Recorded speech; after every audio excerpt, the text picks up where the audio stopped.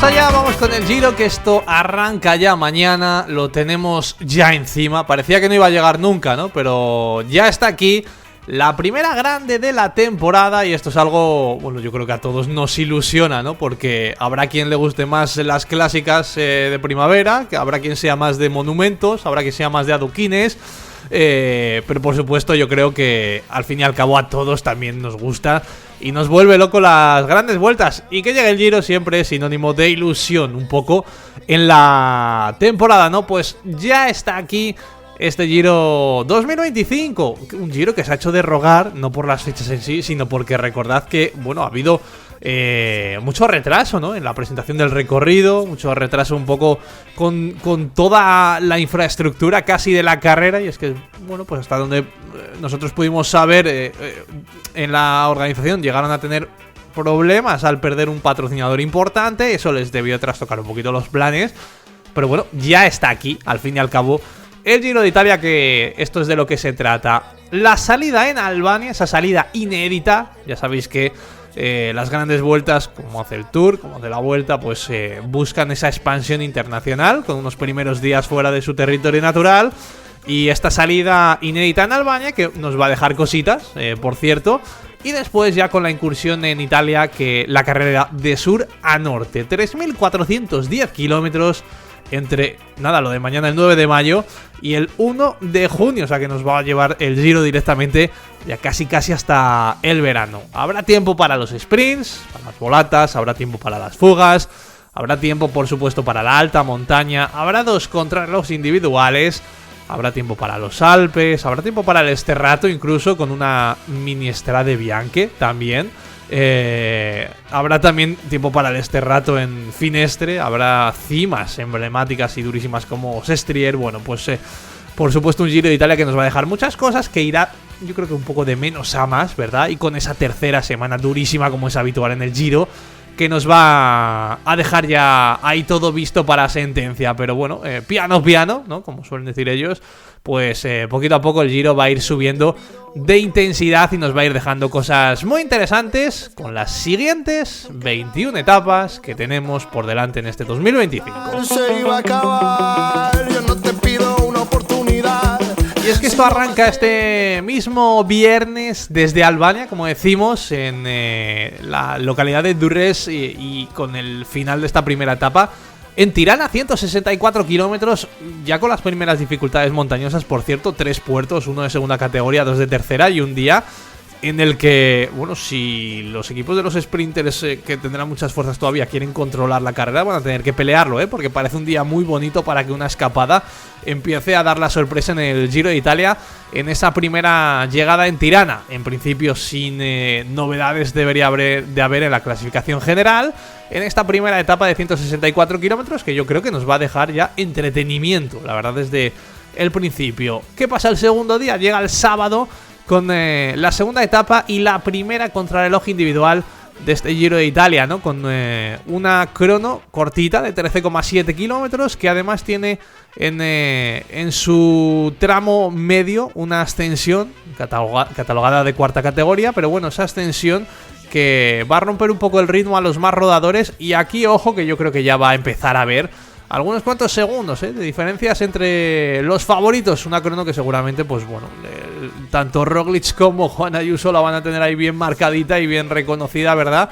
Y que, bueno, va a empezar un poco la pelea ya entre ellos dos en este terreno. Y el domingo afrontamos la tercera etapa, la última de ellas ya por Albania, con la aparición de, bueno, montaña un poquito más seria. Hay 2 puertos, uno de ellos es de segunda categoría.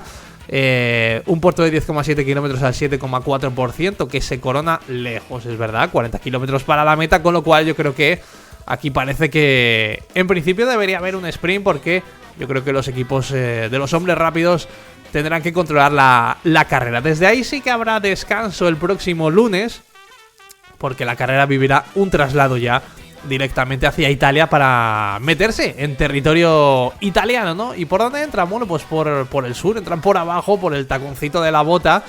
Y la primera etapa ya en territorio italiano es el martes 13 de mayo, con un día pues en el que sí o sí va a haber un sprint con final en Lecce, un día muy plano, un día muy cómodo para los corredores, 187 kilómetros entre Alberobello y Lecce, y si no pasa nada extraño, pues habrá un desenlace al sprint, por supuesto. Quinta etapa, 144 kilómetros, etapa cortita entre Ceglie Messapica y Matera, un final un poco abrupto en el que si hay una escapada que consiga llegar con tiempo le puede poner las cosas complicadas al pelotón y evitar un previsible desenlace al sprint. Al día siguiente, sexta etapa entre Potenza y Nápoles, 210 kilómetros, otro día la verdad es que bastante cómodo en principio para los corredores y otro día en el que sobre el papel debería haber también un sprint. Como veis, estos son unos primeros días bastante cómodos para los corredores en los que, bueno, pues que seguramente costará un poco engancharse a la carrera, ¿verdad? Pero a partir del séptimo día empieza un poco la fiesta, ¿no? Séptima etapa entre Castel di Sangro y Tagliacozzo, 168 kilómetros, 4 puertos puntuables, uno de ellos a balón parado nada más salir, y lo que apunta a ser el primer momento importante o decisivo de este Giro de Italia, el primer final en alto de este Giro. En Tagliacozzo una ascensión de 12,6 kilómetros al 5,4% de media, es verdad que la media no es excesivamente dura, pero hay rampas de hasta el 14%.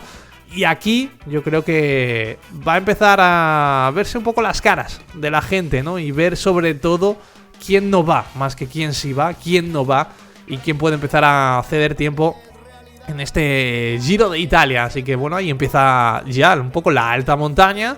Después octava etapa entre Giulianova y Castelraimondo, una etapa que roza los 200 kilómetros, una etapa con mucho desnivel acumulado, una etapa dura que tiene el Valico di Santa Maria Maddalena de primera categoría, un puerto muy duro de 13 kilómetros al 7,4% y rampas del 14%, lo que pasa es que está en la mitad de la jornada y parece que no debería ser ni mucho menos decisivo. Lo que sí que parece que es un día perfecto para una escapada, porque es un día en el que no hay respiro prácticamente. Esto es un sube y baja constante y un final bastante complicado y bastante interesante, que yo creo que nos va a dejar mucha emoción de cara al triunfo de etapa. Llegará la novena etapa el domingo 18 de mayo, 181 kilómetros entre Gubbio y Siena.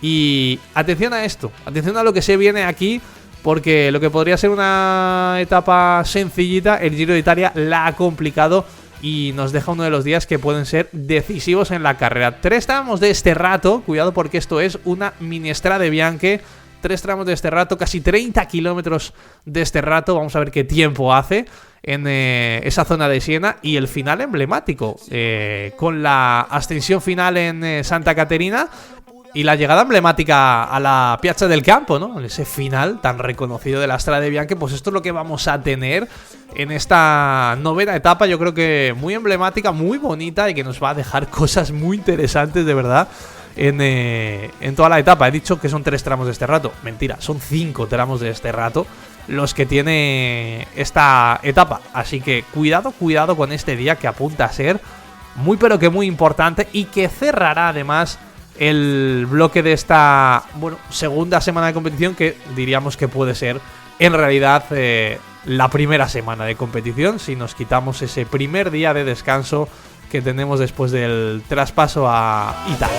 El segundo bloque de este Giro de Italia se abre, pues como pasa muchas veces en las grandes vueltas, ¿no? Con una contrarreloj individual, 28,6 kilómetros, es verdad.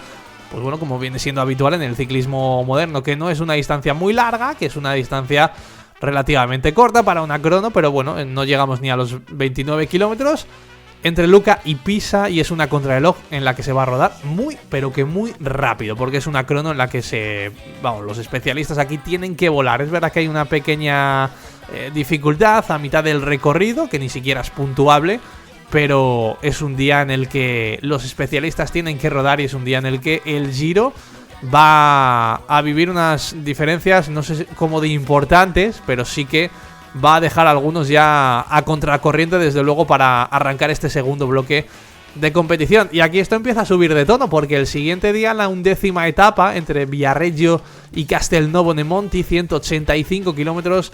Aquí tenemos la irrupción también de nuevo de alta montaña, sobre todo con el Alpe San Pellegrino, un puerto de primera categoría muy largo de 14 kilómetros, de 8,7% de media y de rampas de casi el 20%. Pero es un puerto que está también muy lejos de meta y está a mitad de la jornada, con lo cual tampoco apunta a que sea totalmente decisivo.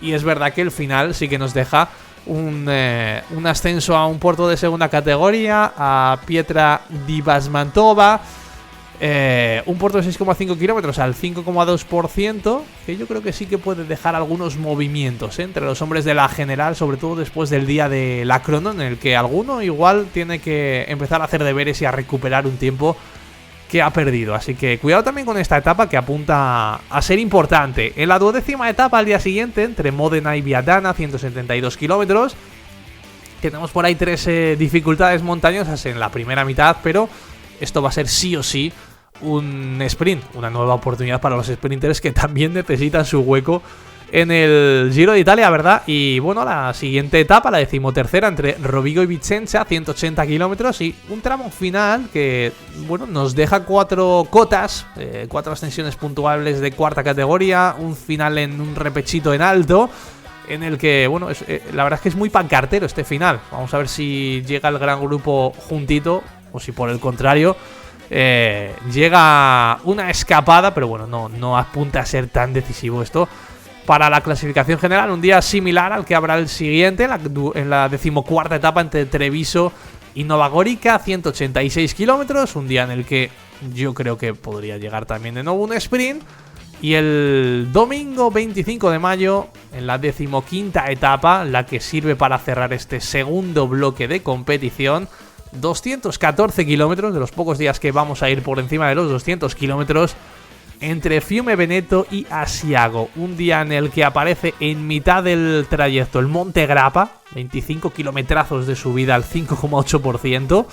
Y también la subida a Dori de segunda categoría. Monte Grappa, la verdad es que está muy lejos de la meta como para que apunte a ser decisivo. Añadirá desgaste, correcto, pero parece que está puesto un poco a desmano, ¿no? Y que lo que podría ser un día a lo mejor importante y definitivo, se va a quedar, yo creo, que en un día quizás un poquito venido a menos para cerrar esta segunda semana de competición. Y vamos volando a lo mollar, a lo gordo, a la última semana de competición, que arranca el martes 27 de mayo con la 16ª etapa, 199 kilómetros, entre Piazzola del Brenta y San Valentino. Y aquí agarraos, porque hay un desnivel acumulado brutal. Tenemos 5 puertos puntuables, con la Frica de segunda categoría para abrir boca, con Candriac para seguir ese puerto de primera categoría, 10 kilómetros al 7,6%. Con Vigo Cavedine de tercera categoría acto seguido, con la subida a Santa Bárbara de primera categoría. Y después todo esto va enlazado, Es que aquí no hay ni un solo kilómetro de respiro. La subida final a San Valentino, este puerto de primera categoría, 17 kilómetros de ascensión al 6,4%. Y después de la tralla que llevan los corredores, estos 17 kilómetros a algunos se les va a hacer absolutamente interminables. Así que cuidado con esta 16ª etapa, que apunta a ser muy, pero que muy importante en lo que vaya a pasar en este Giro de Italia. Al día siguiente, 17ª etapa, 154 kilómetros, entre San Michele al Adige y Bormio. Un día en el que tenemos el paso del Tonale y, atención, en el que aparece aquí el Mortirolo. ¿Qué pasa con el Mortirolo? Bueno, pues que se corona prácticamente a 50 kilómetros para la línea de meta, con lo cual se nos queda ahí quizás un poco en tierra de nadie, salvo que alguien quiera volver loca la carrera desde muy lejos. Y al final esto es lo que decimos siempre, la carrera la hacen los ciclistas, y si alguien necesita recuperar tiempo y si alguien quiere jugar a ser valiente, en este paso del Mortirolo a casi 50 kilómetros para la meta se puede reventar la carrera, porque luego el final es verdad que ya no tiene una ascensión tan emblemática ni mucho menos, pero bueno, nos deja una ascensión de tercera categoría a Lemote y un terreno totalmente escarpado todo el rato, que va a ser una auténtica tortura para los ciclistas. Es una etapa corta, explosiva, en la que vamos a ver qué papel puede jugar aquí el Mortirolo, ¿verdad? Y al día siguiente, pues después de tanta tralla, un poquito más de descanso, ¿no? Es verdad que es un día de media montaña.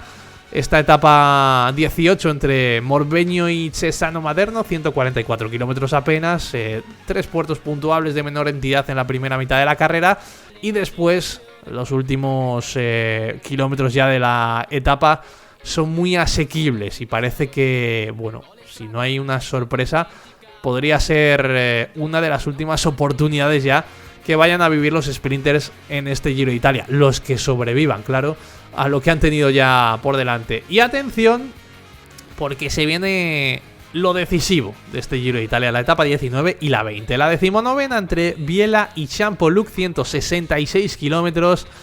Y bueno, si veis el perfil, esto es unos dientes de sierra absolutamente locos, ¿no? Se empieza con la ascensión a Croce Serra de tercera categoría, después la subida de primera categoría a Col Secore. Desde ahí nos vamos a Col San Pantaleón de primera categoría, también 16 kilómetros y medio de subida al 7,2%. El Col de Jus, también de primera categoría, y al final aparece el puerto de segunda categoría de Antagnot. Y bueno, pues el final en Champoluc. La verdad es que este es un día en el que las fuerzas van a ir ya justitas, en el que se puede mover muchísimo la carrera y en el que hay terreno más que de sobra para intentar hacer prácticamente lo que se quiera. Y después la 20ª etapa de este Giro de Italia, la última ya decisiva de esta carrera, 203 kilómetros entre Verrés y Sestriere, con la subida al Colle de la Finestre y con la subida final a Sestriere, ¿no? Es un día en el que ya va a haber desgaste desde los primeros kilómetros, pero todo se concentra pues en esos últimos 60 kilómetros más o menos. Primero eso, con lo que decimos, con la Cima Coppi, por cierto, este Colle de Finestre, y después con la ascensión final a Sestriere. En Finestre, por cierto, incluso con ese tramito de este rato que tiene en sus últimos 8 kilómetros. Así que este es el último día fantástico que vamos a vivir seguramente en el Giro de Italia. Y nada, para cerrar boca, la 21ª etapa y última etapa de este Giro, que en esta ocasión tenemos el final en Roma, de paseíto con el sprint final.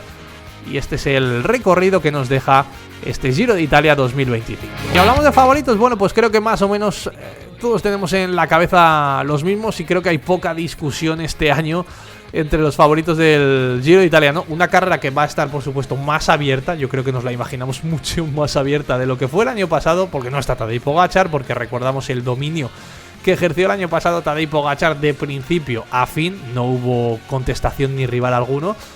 Y este año yo creo que el abanico es más amplio, pero sobre todo los focos se centran en dos ciclistas, en Juan Ayuso y en Primož Roglič. Son los dos grandes candidatos, yo creo, a llevarse este Giro de Italia, y creo que son los dos que están un pasito, incluso más diría, por encima del resto, y los que nos han dejado también duelos directos ya apasionantes, como en la Volta. El último de ellos ha sido en la Volta, donde salió victorioso Roglič. Llegan los dos en una buena temporada, Roglič después de ganar la Volta, Juan Ayuso después de ganar Tirreno, y yo creo que Juan Ayuso con más ganas que nunca de reivindicar un papel importante, ahora sí que sí, en el equipo, de demostrar que es un tipo que puede ser regular suficientemente y alguien en quien se puede confiar para ser el líder en una gran vuelta.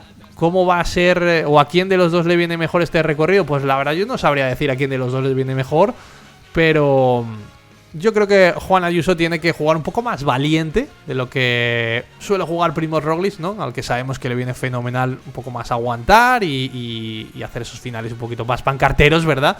Pero creo que Juan Ayuso, si juega un poquito más valiente con el equipazo también que lleva, puede hacer mucho daño, puede hacer mucha pupa y puede decantar la carrera poquito a poco de su lado. Otros favoritos, bueno, pues en UAE también está Adam Yates, que en teoría va a compartir el liderato con Juan Ayuso, pero creo que la carrera irá poniendo a Juan Ayuso un poquito por encima de Adam Yates, aunque vamos a ver cómo se comporta esa relación, vamos a ver cómo se comportan luego en carrera cuando todo se empieza a poner serio. Creo que hay que meter también en el abanico a Giulio Ciccone, que siempre pues si hay que tenerle ya siempre en cuenta, pues cuando corre en casa todavía un poquito más. Líder indiscutible de Lidl Trek para este Giro de Italia.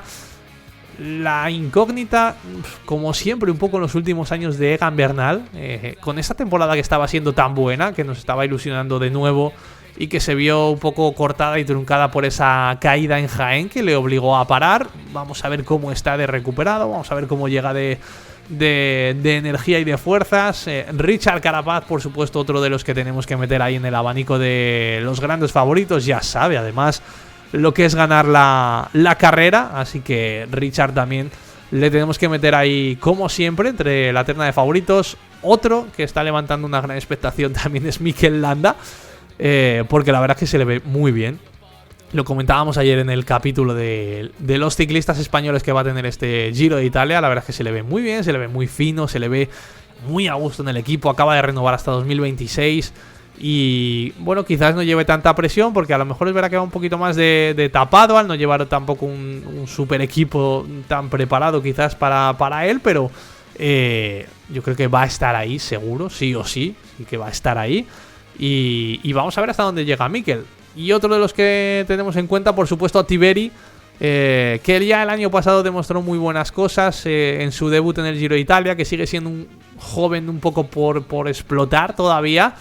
Pero que es una gran esperanza italiana para el Giro. Y bueno, en principio se habla poco de Tom Pidcock, pero yo creo que habría que meterle un poco en el listado de favoritos, ¿no? Es verdad que quizás por equipo no pueda aguantar o no pueda estar al nivel de los UAE o de los Red Bull, pero yo creo que Thomas Pidcock puede estar ahí, ahora que le estamos viendo también en una versión mucho más a gusto, mucho más, yo creo que sin tanta presión, se siente muy importante, él sabe que es el faro absoluto de Q36.5, y es verdad que está un poco la duda de si, bueno, se lanzará a conseguir victorias de etapa, lo que sería también un grandísimo resultado para él y para su equipo, o si por el contrario pelea por la carrera, por estar en el podio, cosa que también, por supuesto, sería una grandísima noticia para su equipo. Pero yo lo he visto en pocas quinielas y yo la verdad que sí que le metería un poquito en las quinielas de los favoritos. Y aparte, pues yo creo que también hay que resaltar a otros grandes corredores que va a tener este Giro de Italia, ¿no? Como Wout van Aert, que por fin va a poder estar en el Giro de Italia y que va a dar guerra seguro.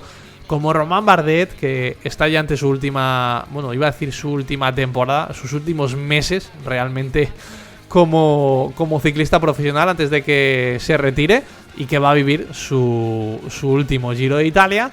Y seguro que va a dar guerra también. Está Nairo Quintana, que ha dicho que buscará ganar una etapa. Está Isaac del Toro para echar una mano a Juan Ayuso. Está Joshua Tarling para las cronos, que seguro que va a tener su dosis de protagonismo. En los sprints tenemos a gente como Karen Groves, como Bennett o como Mats Pedersen también, que seguro que Mats Pedersen va a tener su gran oportunidad de hacer cosas importantes en este Giro de Italia. Así que bueno, gente destacada, Derek Guy también, tenemos la veteranía de Fulsan, tenemos en Tudor a Michael Storer, a ver hasta dónde puede llegar, tenemos a Olaf Koig también en Visma, bueno, Simon Yates, por supuesto, también.